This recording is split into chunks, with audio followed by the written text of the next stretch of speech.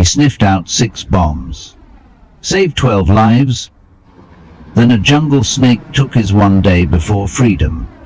50 years later, the man who held him as he died still keeps the collar. Some names never made it to the wall, and some soldiers walked on 4 legs. Part 1. The Rattling Box. Clayton Ridge was not much for ceremony. He did not talk about the war, didn't wave flags or wear veteran ball caps. But every year, on the first day of February, he would climb up into the attic, kneel before a steel ammo box with peeling green paint, and open it like a priest revealing a relic. Inside, one faded photo of 8 soldiers, all grinning, a rusting dog tag not his own, and a collar, leather, cracked and stiff on the inside, barely legible. Smokey, 458 K9 unit. Do not separate. Clayton was 84 now. His knees clicked like knuckles when he stood, but he did not cry. Not since 73. What he did do this year was finally sit down at the kitchen table, crack open a yellow legal pad, and write the first line. You would not know his name, he was not allowed one, but he was the best damn soldier I ever served with. It was October 1972, in the Central Highlands of Vietnam. The monsoon had been relentless, flattening bamboo and morale in equal measure. Clayton, then Staff Sergeant Ridge, had just transferred from a mechanized unit after catching shrapnel to the thigh near heart. They gave him a desk job at Camp Holloway, but he begged to stay active, so they sent him into the jungle with a dog. His name was Smokey, a Belgian Malinois. They said, though he looked part coyote, lanky, yellow-eyed, and scarred on the muzzle, with a streak of black down his back like a scorched rope. I am not working with no devil dog, one of the other handlers muttered. Too late, said Lieutenant Dorman, handing Clayton the leash. Their first day together was a standoff. Smokey would not sit, would not look at him, just paced in the wire cage, nails tapping like a typewriter. Clayton sat cross-legged outside the kennel for 2 hours, humming Merle Haggard and tossing bits of salted pork jerky through the bars. By nightfall, Smokey had curled beside the gate. The next morning, he let Clayton put the leash on. The missions started simple short-range patrols down muddied supply lines. Smokey was no ordinary bomb dog. He did not bark. Didn't he panic? When he smelled something wrong, he stopped cold, planted all 4 feet, and stared forward like a stone idol. By week 2, they were calling him Private Smokey.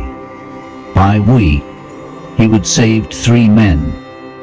There was a strange grace to how he moved, silent, precise, like the war never scared him, only disappointed him. One night after patrol, Clayton was cleaning his rifle under the tarp when Smokey padded over and dropped something on his lap. It was a half-buried combat knife, not American. Clayton blinked. Where do you? Smokey sat and stared. They found a Viet Cong tunnel 40 yards from their last position. Smokey did not wear medals. Couldn't he speak English? But the men saluted him anyway. He slept beside Clayton, nose twitching in dreams. Some nights, Clayton would wake to find the dog staring at the stars. ears twitching at sounds only he could hear. "You are not just a dog," he whispered once. "You are something else." Smokey licked his hand, but the war did not play favorites. It did not care who saved who. Near the end of November, just after a brutal ambush on Highway 14, Smokey disappeared. One moment he was tracking ahead. The next, gone. No sound. No trail. Clayton's gut went cold. They searched for 2 days. On the third, they found a village, and they found Smokey. The dog was tied to a post, legs trembling, fur clotted with dried blood. Around him, a group of North Vietnamese soldiers were preparing firewood. One had a cleaver, another was boiling water. Clayton saw red. He did not wait for permission, didn't wait for backup. He charged. Part 2. Into the fire. Clayton did not feel the mud under his boots. Didn't he register the bamboo slicing at his arms or the shouts behind him? All he saw was the post, the rope, and Smokey ears pinned back, eyes wide, chest heaving like an engine about to quit. He raised his M16 and fired into the sky. The camp erupted. 3 of our soldiers dove for cover. One grabbed the cleaver. Clayton dropped him with a double tap to the chest. He did not think, didn't he plan? He moved like a man possessed. Behind him, 2 of his own Corporal Jenkins and old Doc Marston followed without question. Jenkins tossed a flashbang into the thatched kitchen hut. The blast shattered the air and sent chickens screaming into the trees. Clayton sprinted to the post. Smokey was shaking now, but not from fear. He was growling, a deep, wet growl from somewhere far below instinct. His leash was chewed halfway through. The cleaver-wielding cook had not stood a chance. Clayton slashed the rope with his boot knife. Smokey lunged not at the enemy, but toward him, straight into his arms. It was the first and last time the dog ever let someone hold him like a child. Blood soaked through Clayton's shirt. A long gash ran down Smokey's thigh, dried and black around the edges. The bastards had started skinning him alive. They moved fast. No time to clear the rest of the village, just grab and go. Doc shot a flare, and the evac team came roaring in low over the tree line with a Huey, blades splitting the air like fury. Clayton did not let go, even when they were airborne, with the wind tearing at his face and bullets peppering the underside of the bird. He cradled Smokey and whispered, "You are all right. You are okay now." But he was not. The camp vet said the infection was bad. Deep tissue. Smokey needed antibiotics. Rest. Time. Time was not a luxury in Vietnam. They had 2 weeks before the unit pulled out for good. Clayton spent those days like a man walking a tightrope between duty and desperation. Every mission, Smokey limped behind him, tail wagging even through pain.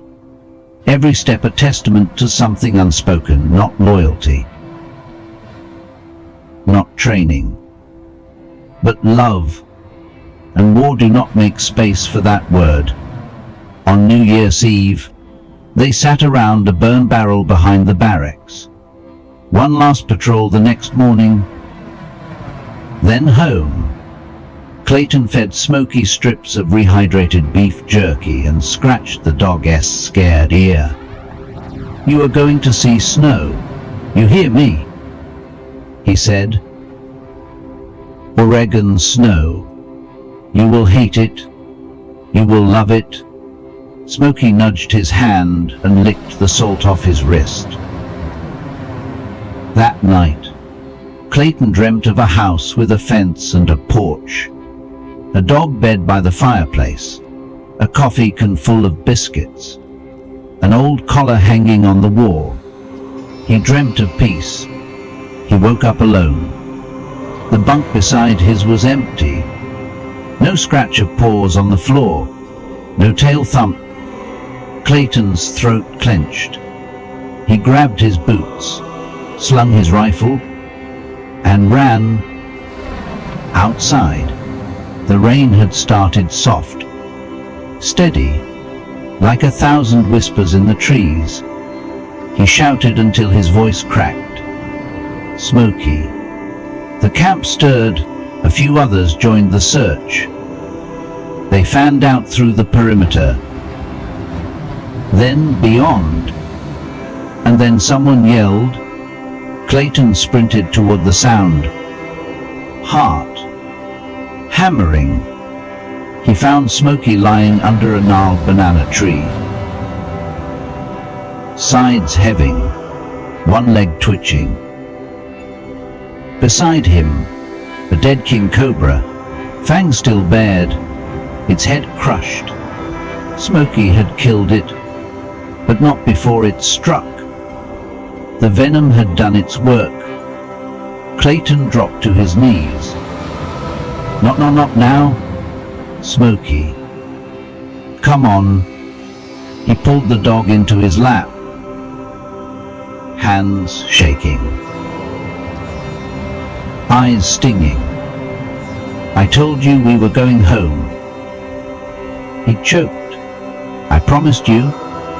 Smokey's breath was shallow. He did not cry. Didn't he whine? He just looked at Clayton with those impossible gold eyes, and laid his head on his chest. His tail wagged once, and then he was still. Part 3. The Silent Salute. Clayton did not remember who carried him back to camp. He walked. Maybe someone took his rifle. Maybe someone said, "I am sorry." He could not say. All he remembered was the weight in his arms, and how light Smokey felt when the life had gone out of him. They offered a burial, a quick one, outside the wire, near the jungle sedge. No fanfare, no marker, just a hole in wet earth and a shallow covering of rock. Clayton said no. He is going home with me. The quartermaster laughed until Clayton shoved him into the wall and did not stop. There were rules, no corpses on planes, no animals, dead or alive, not even service dogs. But Smokey had never been just an animal, and Clayton was never good at following rules. He wrapped the body in a poncho, tight, careful, respectful, removed the collar, slipped it into his chest pocket, cut a strip of canvas to sew the bundle into his duffel, next to spare fatigues and a half-read paperback. To the men checking bags, it looked like gear. To Clayton, it was a hero in a canvas tome. On January 2nd, 1973, the team boarded the C-130 for Da Nang. Clayton sat near the rear, duffel under his boots. Back straight. He did not speak the entire flight. Didn't he eat? Didn't he blink? They landed in Guam for transfer. An officer walked down the aisle with a clipboard. Ridge. Clayton Ridge. He nodded once. You have been reassigned. Escort duty. Arlington. Medal return. Orders in hand. Clayton did not argue. Didn't he tell them his duffel was heavier than it should be been? He arrived stateside in a January snowstorm. The cold bit through his jacket like razors, but he did not flinch. He carried the duffel over his shoulder, walked past the rows of waiting families, past balloons, hugs, tears. No one waited for him. Only Smokey. That night, he drove alone across state lines, rented a pickup in DZ, took Old Route 50 west, all the way to the Willamette Valley in Oregon. Didn't he stop for food? Just gas and quiet. And snow. Endless. Quiet snow. At sunrise on the third day, Clayton parked at the edge of a pine forest near his family's land. He hiked half a mile in, found a small clearing beside a frozen creek. It was quiet, private, sacred. He knelt, opened the duffel, and took Smokey in his arms one last time, laid him on the snow, whispered, "You made it home," then dug until his hands bulled. No one else saw it. No trumpets. No flag. Just a man and a dog and the cold white hush of a forest in winter. Clayton placed the collar on a smooth river stone, buried them together, and stayed until night fell. He told no one. There was no letter, no grave marker, no obituary, only the rock, and a vow never spoken aloud. But each year, on the day Smokey died, Clayton returned. Same path, same tree, same silence. Sometimes he brought a flask, sometimes nothing at all. Once, he brought a harmonica and played it with cracked fingers until the wind carried the tune away. 50 years passed. People forgot. Wars ended. Others began. The young grew old, and the old, older. Clayton's neighbors never understood why he refused to move into town, why he still used the same rusty mailbox, why there was always a worn path through the pine grove out back. They never asked, and he never told, until the letter came, and something inside him cracked. Part 4. The letter? It arrived in early January, tucked between bills and a seed catalogue. A white envelope, clean. Government seal in the corner. The kind of letter that meant business. Or condolences. Or both. Clayton nearly tossed it in the burn pile. But something, maybe instinct, maybe that old itch in his bones, stopped him. He slit it open with his thumb. Dear Mer, Ridge, as part of our 50-year commemoration of the Vietnam War's end, we are reaching out to veterans with distinguished service in K-9 divisions. We understand you served with 458 K-9 out of Pliku. If you are willing, we would like to invite you to share your story. ****. There was a name at the bottom. Captain Julia Ferris, Army Public Affairs, daughter of Volt Roy Ferris, 458 K-9. 1972. Clayton sat back in his chair, hard. He had not heard Roy's name in decades. Roy Ferris, the tall Texan with the crooked grin and a laugh that could shoo away dread. Smokey had adored him too. They would lost Roy on a joint patrol 2 weeks before the ceasefire. Just gone. No body. No trace. No goodbye. Clayton had seen worse things in war, but that one stuck. The next day, Clayton packed a small bag. He did not shave. Didn't he bother ironing the old uniform?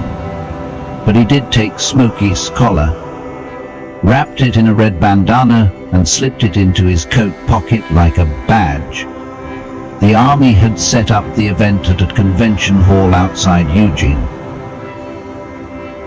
Too polished. Too bright. Veterans in suits. A table with stale cookies. A digital slideshow of grainy black and white photos, names and ranks, and dogs with wide eyes and dusty paws. Clayton hated. Until he saw her. Julia Ferris was not what he expected. Not a cold bureaucrat. Not some officer reciting from a clipboard. She was young. Late 30s. Brown eyes that matched her father's. She wore no rank, only a plain green jacket and an anxious look. "You are Ridge?" she asked, voice barely above a whisper. He nodded. She reached into her coat and pulled out something wrapped in waxed canvas. "I think this belonged to your unit." He unwrapped it slowly. Inside, a photo. Not the posed kind, a candid one, faded and bent at the edges. Smokey mid-jump, tongue out, bounding through waist-high grass. And right behind him, Roy Ferris, laughing, rifle slung across his chest, hand raised like he would just thrown a stick. Clayton could not breathe. "We found it in one of Dad's old footlockers," she said. "The army shipped it back in '73. Mislabeled. It sat in a warehouse until they digitized everything last year. That is how I found you." Clayton did not speak. He just stared at the photo, fingers trembling. Time folded in on itself. "Did you know him well?" Julia asked. He looked up. Voice gravel. "I watched him go into the trees and never come back. That is knowing someone." They sat in silence for a while. Then Clayton reached into his coat and placed Smokey's collar on the table between them. She leaned forward, eyes wide. "This is his?" He nodded. "I was not supposed to bring him home, but I did." She touched the leather gently, like it might crumble. "This story matters," she whispered. He shook his head. "Only to me," she said. Firmer now. "Not just to you." That night, in the hotel, Clayton laid awake staring at the ceiling. The photograph sat on the nightstand. Smokey mid-leap, Roy behind him, alive, whole, just for a moment again, and he thought, maybe it is time. Time to tell it. Time to let someone remember. Part 5. The story they never told. The next morning, Julia knocked on his hotel door just after sunrise. She wore jeans, a flannel jacket, and that same look her father had worn in 1972, when the jungle turned quiet alert. But respectful. "Want to grab coffee before the crowd show up?" she asked. Clayton nodded, no words needed. They found a booth at a roadside diner. Windows fogged, smell of bacon, grease, and burnt coffee in the air. It reminded Clayton of the early days back home before the war. Before everything got tangled, they sat in silence for a while, 2 mugs steaming between them. Then she asked, "What was he like?" "My dad?" Clayton ran his hand over the grain of the table. It took him a while to answer. "Loyal," he finally said. "That kind that jokes in the middle of a firefight. Always carried extra cigarettes for the guys who ran out. He once patched up a dog bite on my leg with duct tape and a bottle of whiskey. Said it would hold until I could cry about it properly." Julia smiled softly. He went on. "He was fearless, but not stupid. He looked after us, especially after we started losing handlers. The dogs. They took the worst of it. First into tunnels, first onto trails. Roy hated that," he said. "We send saints into hell and expect them not to get burned." His voice cracked a little at that. She did not speak, just let it sit. Then she asked the one question no one had ever dared. "Why did you bring Smokey back?" Clayton looked out the window. Snow was falling again. Not heavy, just a soft, steady hush. "Because he was more than a dog," he said. "More than a soldier, even." He reached into his coat pocket and pulled out a folded piece of paper. Opened it, laid it on the table. Julia leaned closer. It was a list. 7 names, dates, locations, descriptions. 3 per 11 70 seconds wrote Charlie, detected tripwire, plus mines, saved squad.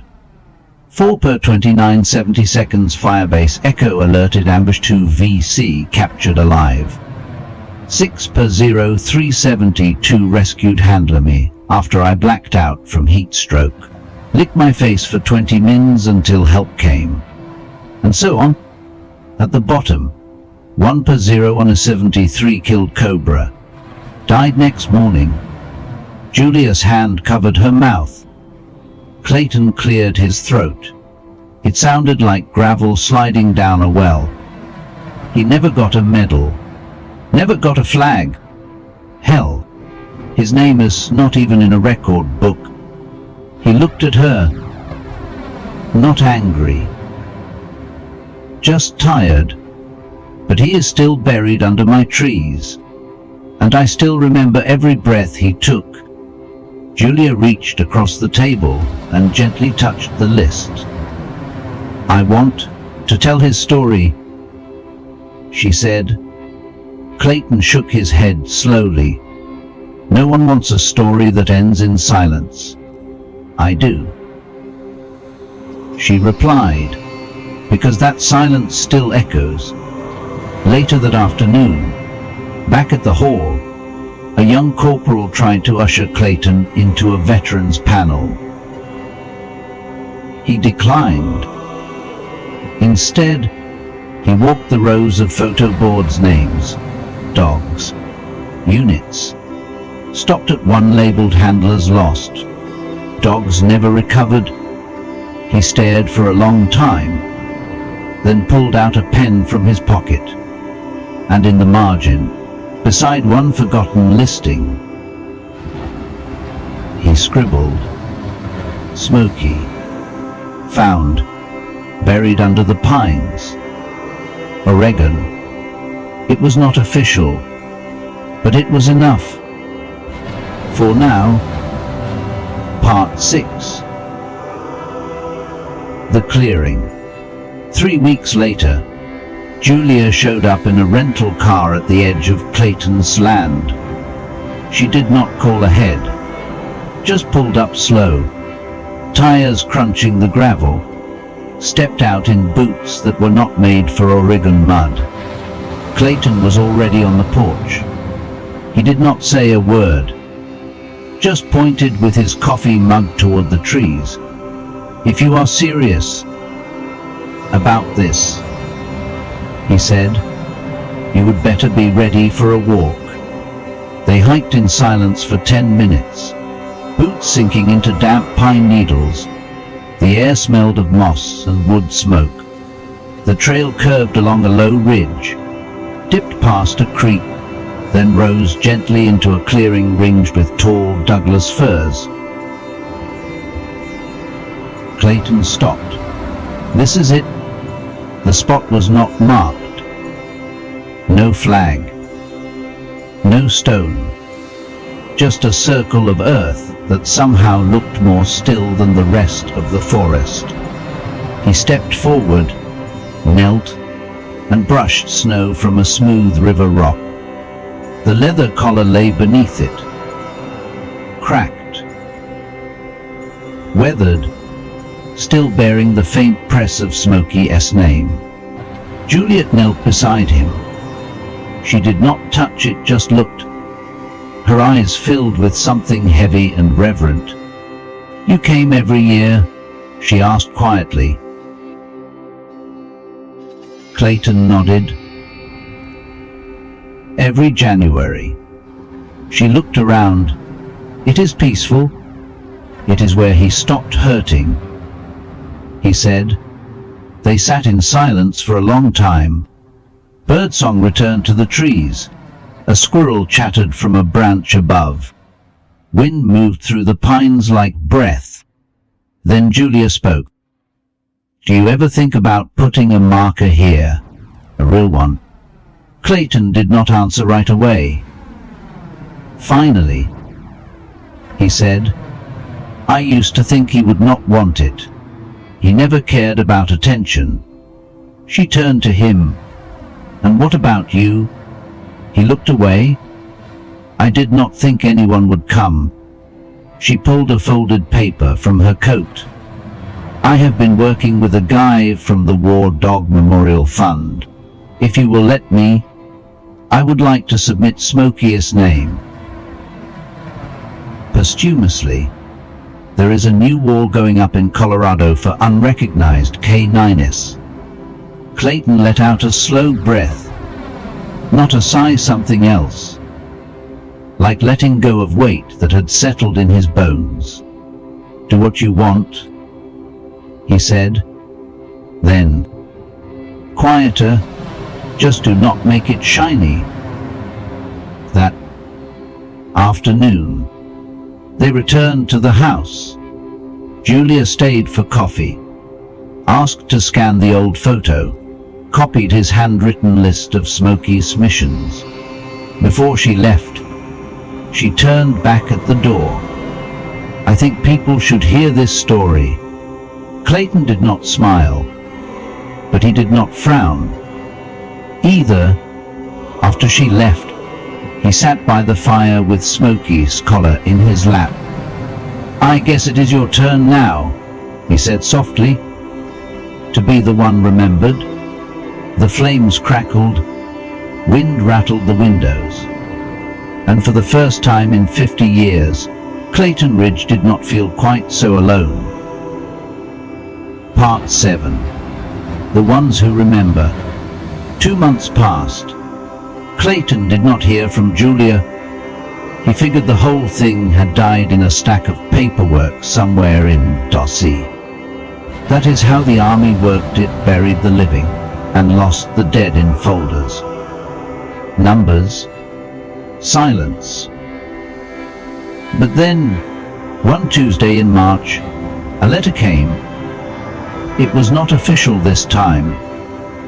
No logo, no seal, just handwriting loopy, youthful, unsure on a white envelope. Inside, a folded printout and a note that read, "Thought you should see what you started."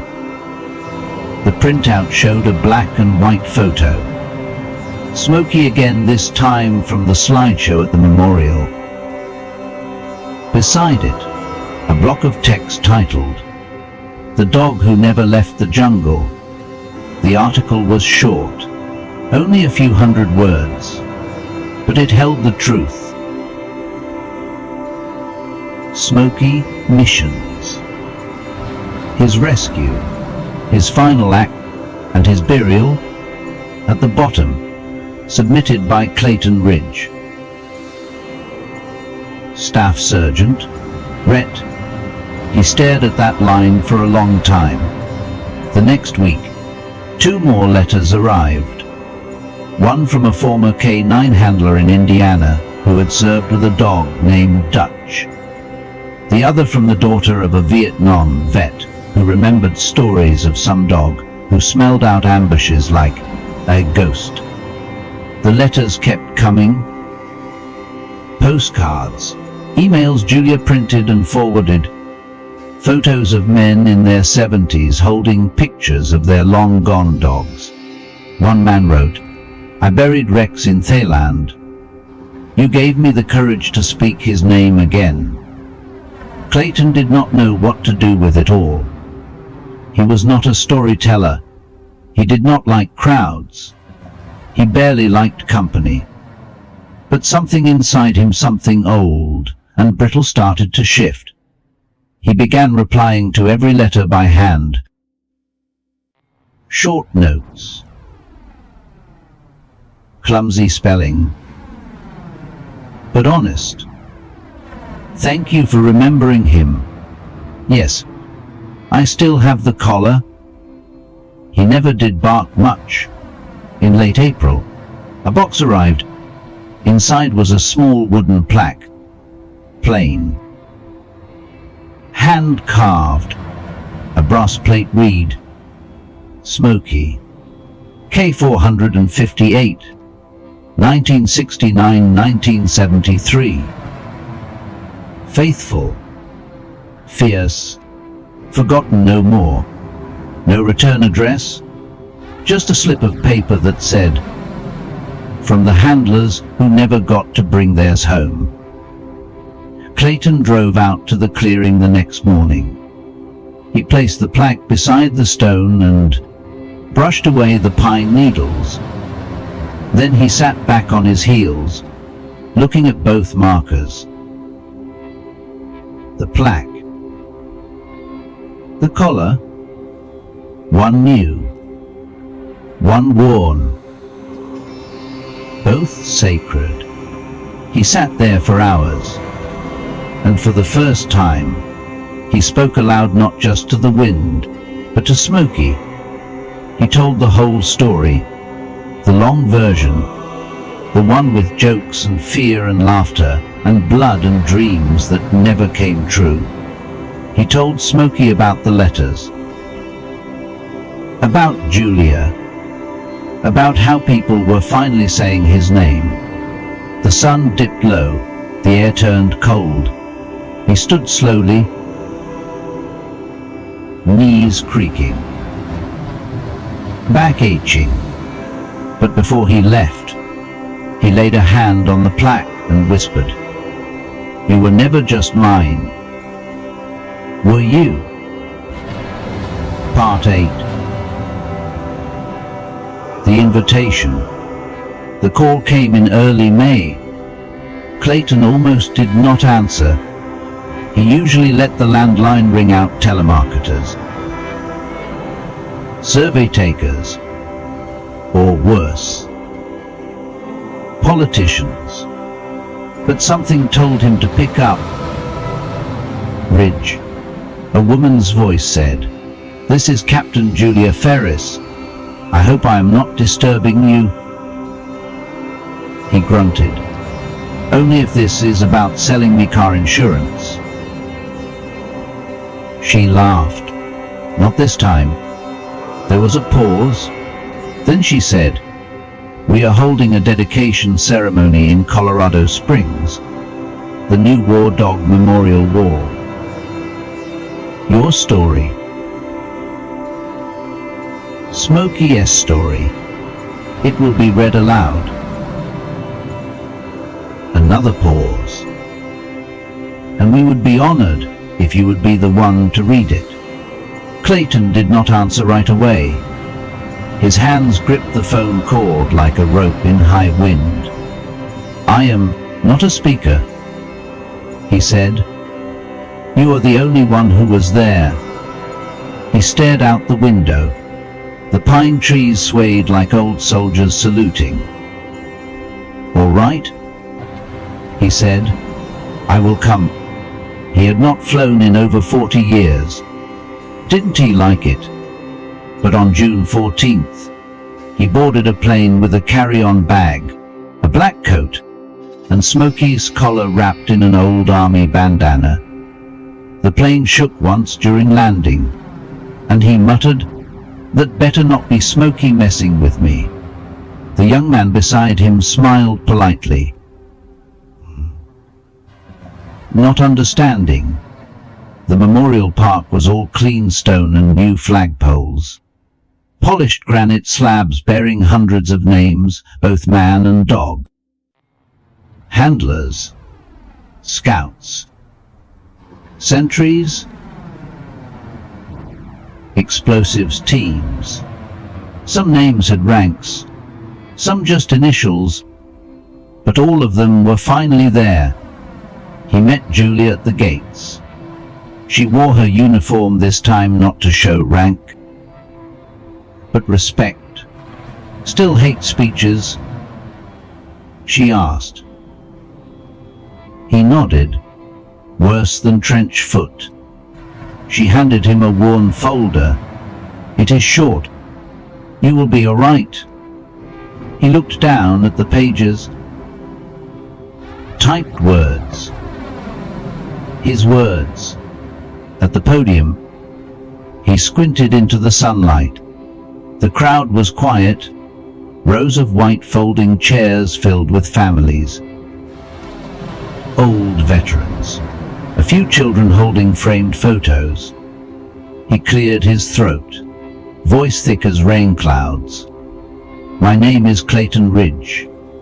I was a staff sergeant with 458 K9 unit. Vietnam, 1972-73. I served with a partner named Smokey. He was a Belgian Malinois mostly. He never took orders well. He never cared much for medals. But he walked into fire, into tunnels, into booby-trapped trails. Without hesitation, he saved lives, many of them. One of those lives was mine. He died one day before we flew home. I buried him in Oregon, not because I had to, but because I could not leave him behind again. This plaque, this wall, these names, they matter. Because every dog who served did not just protect us, they believed in us. Even when we did not believe in ourselves, he stepped down in silence. Some clapped, some wept, and one little boy in the front row, maybe 8, maybe 9, stood and saluted. Clayton's hand trembled as he returned it. Later that day, he walked the wall, found Smokey's name, clean, fresh, engraved, no rank, no dates, just Smokey K9 never forgotten. Clayton reached out and laid his fingers on the stone. "I kept my promise," he whispered. That night, he slept better than he had in 50 years. Part 9. The collars we carry. Back home, the summer moved in like an old friend, warm, dusty, slow. Clayton returned to his routines. Coffee at dawn, wood stove in the evening, the same path through the trees each week, back to Smokey's resting place. But something had shifted, not just in him, but in the world around him. The mail kept coming, not a flood, just steady trickles, a card here, a letter there, mostly from strangers who were not strangers anymore. Other handlers, widows, sons and daughters of veterans who never got to bury their war dogs. Some sent patches, others, small stories written in shaky cursive. One woman wrote, "My father died before he ever said Rex's name out loud, but when I read Smokey's story to him in hospice, he cried." Thank you. Clayton kept every letter in an old cigar box, labeled the top in black ink.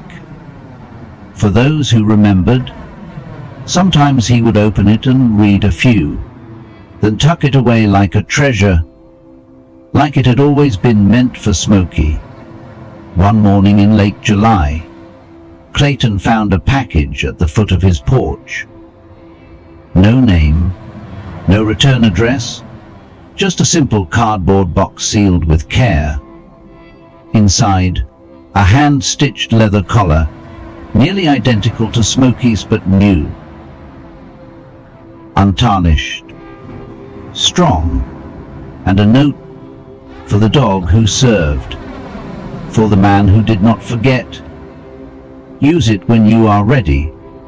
He stared at the collar for a long time, ran his fingers over the grain, the buckle,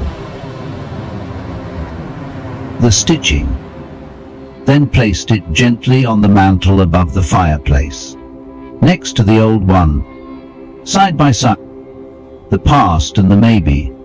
2 days later, he went to the animal shelter, just to look, he told himself, just to walk through, see the pups, nod at the staff. He did not expect to stop in front of a kennel with a lanky brown mutt and one crooked ear. Didn't he expect the dog to sit calmly, stare straight at him with gold-specked eyes, and thump its tail once against the floor? Didn't expect to whisper, "You are not him," and hear something quiet answer, "I know, but I am here." He brought the dog home. Didn't name it for days. Didn't to speak much either. Just walked the trails, drank his coffee, and let the presence of another four-legged shadow find its place in the corners of his silence. Eventually, he called her Delta, not after a river or a phonetic alphabet, but after change, after the idea that maybe, just maybe, it was okay to keep living. That fall, they walked together to the clearing under the pines. Delta sniffed around gently, then sat beside the stone without being told. Clayton laid a hand on her back.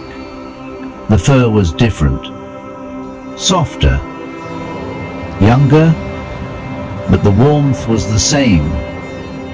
He looked at the plaque, the old collar, the new, and for the first time, he said aloud, "Thank you for staying with me long enough to let her find me."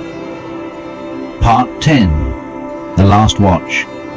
The first snow came early that year. Not a heavy fall, just a soft dusting, the kind that whispered rather than shouted, settling on pine needles and old boots left by the door. Clayton sat on the porch with Delta curled beside him, her head on his foot. The sky was overcast, the air clean and sharp. In his lap rested a thin leather-bound notebook. On the cover, in blocky handwriting, Smokey's last day and the days that followed. He did not think anyone would read it, but he wrote it anyway. Every mission, every scar, Every silent act of courage Smokey gave without expecting praise. He wrote about the jungle, and about the snake, about how it felt to hold something warm that was dying, and know you could not stop it, and about carrying that weight for half a century. When he was done, he tucked the notebook beside the cigar box, labeled for those who remembered. Placed both in an old ammo tin, the same one he would kept Smokey's collar in all these years, then sealed it, slow and careful. He would already mark the tin in black permanent marker, to be opened when I am gone. He did not fear dying. He feared forgetting, or worse, being the last one to remember. But now, he was not. Julia still called once a month.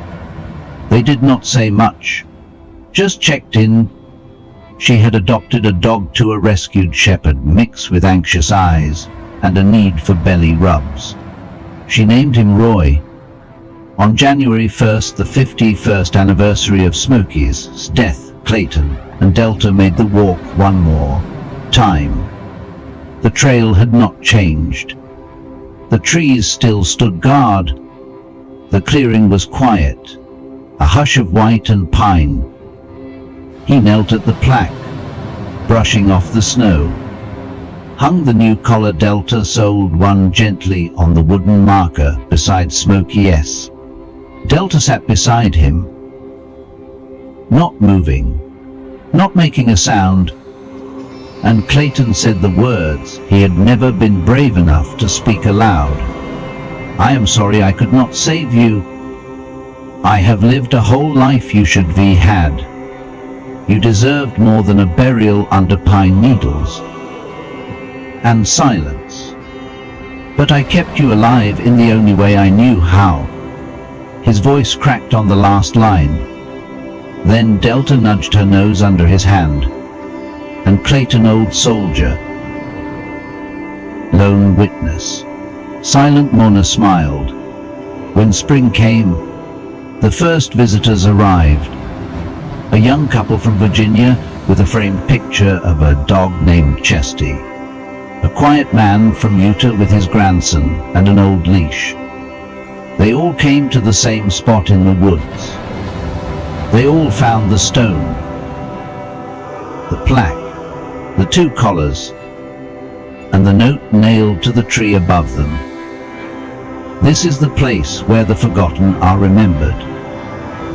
If you have carried one of them in your heart, welcome home. Clayton Ridge passed away that summer, peacefully, in his sleep, under a quilt stitched with Smokey's name and a paw print in the corner. Delta was by his side. They buried him on the ridge, just above the clearing. No ceremony, no rifles, no flag, just a simple stone, carved by Julia's hand. Reading, Clayton Ridge, Staff Sergeant Use, Army, Vietnam. He kept his promise. And Smokey, he never left. His story just kept going in letters, in collars, in whispered walks through pine trees, in every dog who saved, and every soldier who remembered.